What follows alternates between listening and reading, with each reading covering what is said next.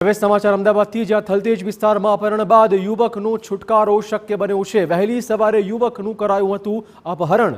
વસ્ત્રાલ વિસ્તારમાં રહેતા 26 વર્ષીય મીત પટેલનું થયું હતું અપહરણ। બાગબાન પાર્ટી પ્લોટ નજીકથી કરાયું હતું અપહરણ। અપહરણ કરનારાઓ કાર અને બાઇક સાથે આવ્યા હતા।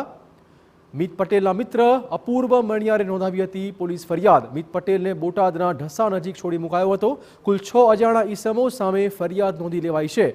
अपहरणનું કારણ હજુ પણ અકબંધ રહ્યું છે।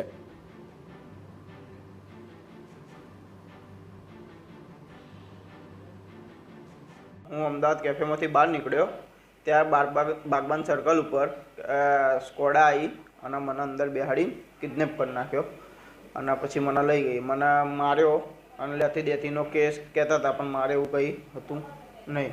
પછી મને અહીંયા પાછળ આવ્યા અને અહીંયા ઢસા ચેકપોસ્ટ છે, ત્યાં આગળ પોલીસને ચેકપોસ્ટ ચાલુ હતી ચેકિંગ, એટલે મને ઉતારીને તરત યુ ટર્ન લઈને એ થયું, એટલે હું આવ્યો સીધો ઢસા પોલીસ સ્ટેશનમાં અને મેં કમ્પ્લેન કરી અને એ પોલીસવાળા બી સાહેબ બી પાછળ ગયા ગાડી લઈને, પણ એ લોકો ફરાર થઈ ગયા।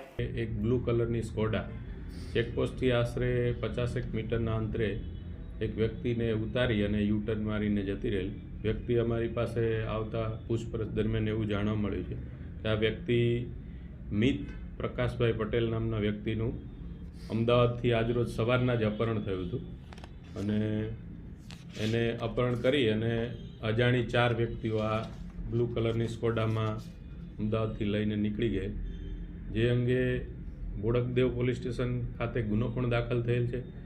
હાલ આ વ્યક્તિ ઢસા પોલીસ સ્ટેશન છે અને એની પૂછપરછ ચાલુ છે।